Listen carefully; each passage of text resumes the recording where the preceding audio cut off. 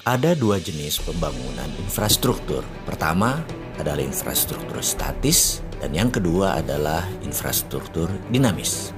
Pembangunan jalan tol, pelabuhan, bandara adalah kategori sebagai pembangunan infrastruktur statis. Sifat dari infrastruktur statis adalah penunjang kegiatan infrastruktur dinamis.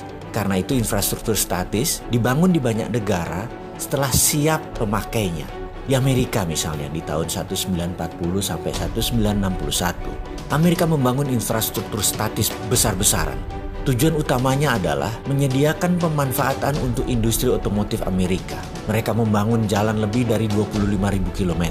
9 dari timur ke barat, 11 dari utara ke selatan, dan terus dibangun akar-akar jalan tersebut. Apa yang terjadi adalah industri otomotif mereka tumbuh di atas 15% per tahunnya. Sisi lain negara Cina membangun infrastruktur statis di awal tahun 90-an hingga tahun 2010. Hanya sisi timur negara tersebut yang dibangun, kemudian baru ke arah tengah. Karena sisi timur Cina adalah daerah produksi dan daerah pelabuhan untuk pendistribusiannya ke internasional. Membangunnya terbesar pun adalah jalanan dan rel kereta api. Tujuannya tak lain adalah mempermudah distribusi produk, mempermudah penunjang infrastruktur dinamis.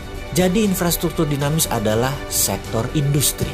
Seperti Amerika membangun industri hulu penyediaan bahan baku, menyediakan untuk pabrik-pabrik otomotif mereka, pabrik pengolahan biji besi, steel foundries, kemudian juga produksi perminyakan mereka, gasolin untuk bahan bakar mobil tadi, industri pangan, itu semua dikatakan sebagai infrastruktur dinamis karena tujuan disebut dinamis adalah bergerak mengikuti kebutuhan pasar. Seperti juga sisi lain Cina. Cina membuat peraturan mendukung infrastruktur dinamis dengan peraturan yang super bebas. Cina boleh meniru, melakukan imitating. Cina di tahun 90-an, 2000 masih dikatakan sebagai imitating country, negara peniru. Sekarang Cina disebut innovating country, negara pencipta. Kita semua tahu kata-kata bijak dari Pini Sepuh kita yang mengatakan Allah bisa karena biasa. Jadi setelah biasa meniru, mereka sekarang mengerti apa yang terbaik dan setelah itu menciptakan produksi baru yang kreatif dan inovatif. Itulah Cina sekarang yang membangun infrastruktur dinamis terlebih dahulu baru infrastruktur statis. Demikian juga infrastruktur Amerika. Dinamis dulu